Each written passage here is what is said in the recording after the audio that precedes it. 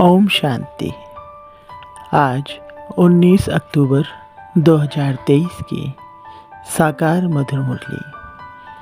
आज की मधुर मुरली के सार में मीठे मीठे बाप दादा ने कहा, मीठे बच्चे, पढ़ाई कभी भी मिस नहीं करना। पढ़ाई का शौक तब रहेगा जब पढ़ाने वाले बाप में अटूट निश्चय होगा। निश्चय बुद्धि बच्चे ही सर्विस कर सकेंगे। प्रश्न, बाप दादा को बच्चों की कौन सी बात सुनकर बहुत खुशी होती है? उत्तर, जब बच्चे सर्विस समाचार का पत्र लिखते हैं, बाबा आज हमने फलाने को समझाया, उसको 2 बाप का परिचय दिया, ऐसे ऐसे सेवा की, तो बाबा उन पत्रों को पढ़कर बहुत खुश होते हैं। याद प्यार व खुश खैराफत का पत्र लिखने से बाबा का पेट नहीं भरता। बाबा अपने मददगार बच्चों को देख खुश होते हैं, इसलिए सर्विस करके समाचार लिखना है। गीत चलो चले माँ। ओम शांति। बच्चे जानते हैं कांटों से फूलों की दुनिया में जाना है। सतयुगी दुनिया को दैवी फूल ही कहेंगे। कलयुग में मनुष्य हैं कांटे मिसल, एक दो को तंग करते दुख देते रहते। तुम बच्चे अब खुश होते हो कि चलो अब हम अपने उस दैवी फूलों के सुखधाम में चलें। चलने का भी राज समझना है। चलेंगे तब जब अच्छी रीति पढ़ेंगे। पहले तो निश्चय चाहिए पढ़ाने वाला कौन है। यह बातें कोई वेद शास्त्र आदि में लिखी हुई नहीं है, बल गीता में राजयोग लिखा हुआ है। राजाई के लिए पढ़ाई है तो जरूर राजाई सतयुग में देंगे। पहले तो पढ़ाने वाले का निश्चय चाहिए। यह कोई साधु संत मनुष्य तो है नहीं, यह तो है निराकार, सब आत्माओं का बाप है, परमपिता परमात्मा। जिन्हों को कल्प पहले मुआफिक निश्चय होना होगा, उन्हों को ही होगा। तुम देखते हो फूलों की दुनिया स्वर्ग में चलने के लिए हर एक का अपना अपना पुरुषार्थ है। पहले जब निश्चय हो तो झट पढ़ाई में लग पड़े। शास्त्रों में कृष्ण भगवान वाच लिख दिया है, साथ साथ लिखा भी है रुद्र ज्ञान यज्ञ। अब यह तो ज्ञान की बातें हो गई। मनुष्यों ने फिर श्री कृष्ण को काठ की मुरली दे दी है। गायन भी है ना, तेरी मुरली में जादू है खुदाई। अब काठ की मुरली में तो खुदाई जादू हो ना सके। वह तो मुख से मुरली बजा सकते हैं। श्री कृष्ण का बचपन ही दिखाते हैं, आपस में खेलते कूदते रहते हैं। यह बातें बड़ी समझने लायक है। यह तो बच्चे समझ गए हैं कि यह बरोबर राजयोग है, अर्थात राजाई प्राप्त करने की पढ़ाई कराने वाले के साथ योग। वह सम्मुख आकर पढ़ाते हैं। इसमें काठ की मुरली की कोई बात नहीं। यह बातें ही निराली हैं। यह किसको भी पता नहीं है कि निराकार भगवान स्वयं आकर पढ़ाते हैं। श्री कृष्ण के लिए भी कहते हैं, उनकी मुरली में खुदाई जादू है, तो खुदा और हो गया ना। श्री कृष्ण को खुदा नहीं कहेंगे, खुदा तो खुदा ही है। उनको ही जादूगर कहते हैं। जादूगर स्वयं आकर जादूगरी सिखलाते हैं, साक्षात्कार कराते हैं, फिर भी ऊंच पद प्राप्त कराने के लिए पढ़ाते हैं। मीरा ने भी वैकुंठ देखा और डांस की, परंतु वह राजयोग नहीं सीखी। राजयोग की बात कोई भी शास्त्र में नहीं है। मीरा को पढ़ाने वाला तो कोई नहीं था। मीरा का नाम भी भक्तमाला में है। यह है ज्ञान माला।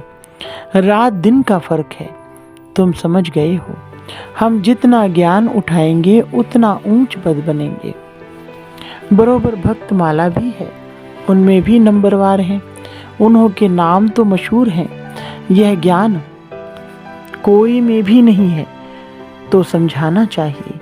यह ज्ञान देने वाला वह अथॉरिटी बाप है, जिसके लिए कहा जाता है ब्रह्मा मुख कमल से ब्राह्मण रच उन्हों को सभी वेदों शास्त्रों का सार सुनाते हैं। शिव बाबा को तो शास्त्र दे ना सके, क्योंकि वह तो है निराकार।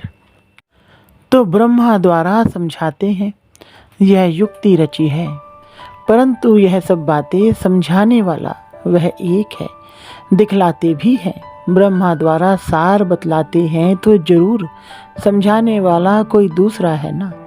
अभी तुम प्रैक्टिकल में देखते हो, शिव बाबा जो ज्ञान सागर है, हमारा बाबा भी है, वह सम्मुख बैठे हैं, भारत में ही आते हैं और जरूर कोई के शरीर में आते हैं।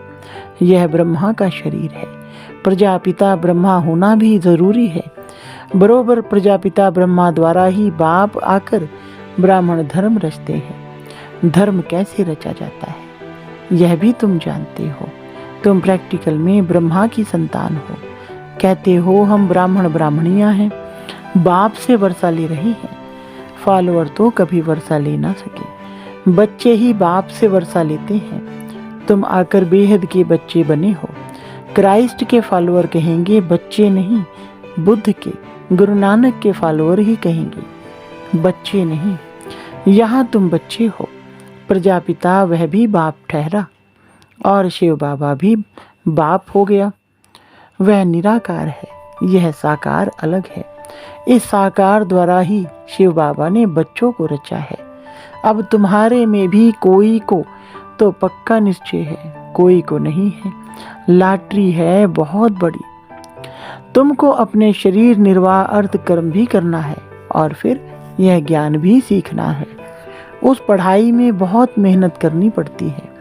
यहाँ भी बाप कहते हैं एक घड़ी आधी घड़ी पढ़ो जरूर। अच्छा, कोई कारण से रोज नहीं पढ़ सकते हो तो पहले 7 रोज पढ़कर फिर मुरली के आधार पर चल सकते हो। लक्ष्य पकड़ लिया, बाकी है टाल, डाल, पत्ते आदि को समझना। वह सब भी चक्र में आ जाता है।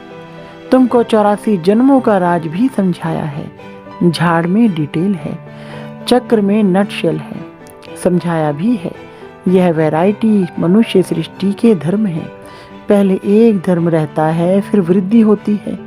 झाड़ भी दिखाया है, कैसे फाउंडेशन निकलता है, कितना सहज राज है। ड्रामा और झाड़ को समझना है, बुद्धि में धारण करना है और दूसरों को समझाना है। 2 बाप की पॉइंट्स तो जरूर समझानी है। बेहद के बाप से स्वराज्य मिलता है, इसलिए राजयोग जरूर सीखना पड़े। परमपिता परमात्मा ही स्वर्ग की स्थापना करते हैं, जिसको कृष्णपुरी भी कहते हैं। कंसपुरी में तो कृष्णपुरी स्थापन हो ना सके, इसलिए संगम रखा हुआ है। तुम बच्चों के लिए यह संगम युग है, बाकी और सब के लिए कलयुग है। तुम ही संगम से फिर सतयुग में जाने वाले हो, यह निश्चय चाहिए। अभी हम संगम पर हैं। संगम युग याद रहे तो सतयुग भी याद रहे और सतयुग स्थापन करने वाला भी याद रहे, परंतु घड़ी घड़ी भूल जाते हैं। तुम समझते हो अभी हम संगम पर हैं। बेहद का बाप आते ही है कल्प के संगम युगे। गीता में भूल कर दी है। गीता से ताल्लुक रखने वाले सिर्फ भागवत महाभारत आदि हैं। बाप समझाते हैं तुम सब सीताएं हो, मैं राम हूँ। तुम रावण राज्य रूपी लंका में पड़े हो, वह लंका नहीं। ऐसे नहीं, वहाँ कोई रावण राज्य था। सतयुग में लंका आदि होती नहीं। उस तरफ बौद्ध धर्म है। अभी बौद्ध धर्म बहुत फैला हुआ है। अब यह तो बच्चों को समझाया गया है। भारत पहले बिल्कुल पवित्र था, सुख शांति थी, एक ही देवी देवता धर्म था। पहले पहले तो यह निश्चय पक्का रहना चाहिए कि यह हमारा बेहद का बाप है, उनसे वर्षा लेना है। पुरुषार्थ में कभी चूकना नहीं है। निश्चय बिगर पुरुषार्थ भी कैसे करेंगे। बाप पढ़ाते हैं, उनसे स्वर्ग का सदा सुख का वर्षा मिल रहा है, यह तो सर्टेन है। स्कूल में बिगर निश्चय अथवा एम ऑब्जेक्ट थोड़े ही बैठेंगे। वहाँ तो सब्जेक्ट बहुत होती है, मार्जिन होती है। यहाँ तो एक ही सब्जेक्ट है। एक ही सब्जेक्ट से कितनी बड़ी राजधानी स्थापन हो जाती है। जो नहीं पढ़ते हैं तो पढ़े हुए के आगे भरी ढोएंगे। प्रजा में भी जो अच्छी प्रजा होंगे उनके आगे कम दर्जे वाली प्रजा भरी ढोएगी। प्रजा भी नंबरवार तो है ना। कोई गरीब, कोई साहूकार, एक ना मिले दूसरे से। कैसा यह ड्रामा है। सभी मनुष्यों के फीचर्स ड्रामा में नोंद हैं। पार्ट बजाने के लिए कितनी गुह बातें हैं जो धारण कर यथार्थ रीति समझाना है। सब तो नहीं समझा सकते। कितनी अच्छी बातें समझाते हैं। निश्चय में ही विजय है। निश्चय होगा तब ही पढ़ेंगे। कोई तो संशय बुद्धि हो पढ़ाई को छोड़ देते हैं। अहो माया जड़ तूफान लगाए संशय में डाल देती है। संशय बुद्धि विनश्यंती। चढ़े तो चाके वैकुंठ रख, गिरे तो चकनाचूर। फर्क तो बहुत है। गिरे तो एकदम चंडाल, चढ़े तो एकदम बादशाह। सारा पढ़ाई पर मदार है। आगे कभी सुना कि निराकार शिक्षक कैसे होता है? अभी शिव बाबा द्वारा तुम सुनते हो। तुमको निश्चय हुआ है मैं तुम्हारा बाप हूँ, पतित पावन भी हूँ, नॉलेजफुल भी कहते हो। नॉलेज से चक्रवर्ती राजा बनना है, यह निश्चय होना चाहिए ना। निश्चय में ही माया विघ्न डालती है। दुश्मन सामने खड़ा है, तुम जानते हो माया हमारी दुश्मन है। घड़ी घड़ी धोखा देती है, पढ़ाई में संशय डाल देती है। संशय में आकर बहुत बच्चे पढ़ाई को छोड़ देते हैं। पढ़ाई को छोड़ा गोया बाप टीचर सदगुरु को भी छोड़ दिया। वह तो गुरु बदलते रहते हैं, अनेक गुरु करते हैं। यह तो एक ही सदगुरु है। यह अपनी महिमा नहीं करते हैं, बाप अपना परिचय देते हैं। भक्त लोग गाते हैं ना शिवाय नमः। तुम मात पिता लेकिन जानते कुछ भी नहीं, सिर्फ कहते रहते हैं, पूजा करते रहते हैं। तुम अभी जान गए हो शिव कौन है। शिव के बाद फिर आते हैं ब्रह्मा सरस्वती, लक्ष्मी नारायण बाद में आते हैं। पहले शिव बाबा फिर ब्रह्मा विष्णु शंकर। बाप कहते हैं मैं पहले पहले ब्रह्मा में प्रवेश करता हूँ, इनको पहले रचता हूँ। ब्रह्मा द्वारा स्थापना फिर ब्रह्मा ही विष्णु बन पालना करते हैं। यह सब पॉइंट्स नोट करनी चाहिए, फिर किसको समझाने की कोशिश करनी चाहिए। कोई तो बहुत अच्छा समझाते हैं, बाबा की तो बात ही अलग है। कभी शिव बाबा समझाते, कभी यह भी समझाते हैं। तुम हमेशा समझो, पॉइंट्स सुनाते हैं, बड़ा युक्ति से समझाते हैं, तो बच्चों को समझना भी चाहिए। पहले तो निश्चय करना है। 7 रोज में भी रंग अच्छा लग सकता है, परंतु माया भी बहुत तीखी है ना। पहले पहले तो निश्चय बैठे कि बाप परम पिता परमात्मा स्वर्ग का रचयिता है, तो जरूर उसने ही राजयोग सिखाया होगा। श्री कृष्ण सिखला ना सके, उनका आना ही सतयुग में होता है। स्वर्ग का रचयिता शिव बाबा है। अगर कोई कहे श्री कृष्ण के तन में आया, परंतु श्री कृष्ण तो उस रूप में आ ना सके। उनका आना ही सतयुग में होता है। बाबा किसी के गर्भ से तो जन्म नहीं लेता। इनके तन में प्रवेश कर इनका भी परिचय देना है कि इनका नाम ब्रह्मा हमने क्यों रखा। यही शुरू से लेकर अंत तक पाठ बजाते हैं। तुम्हारे भी बहुत अच्छे अच्छे नाम रखे थे, कितने बच्चों के नाम आए। वंडर है ना, फट से 200-250 के नाम आ गए।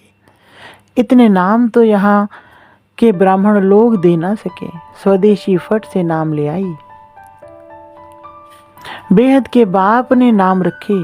वंडर है, वंडरफुल बाप, वंडरफुल एम ऑब्जेक्ट। तुम 100 राजाओं के राजा बनेंगे। लक्ष्मी नारायण का चित्र बड़ा क्लियर है, ऊपर से त्रिमूर्ति का चित्र बड़ा एक्यूरेट है। 84 जन्म भी लेने हैं। कलयुग का अंत, पतित सतयुग की आदि पावन। बच्चों को सर्विस का सबूत देना चाहिए।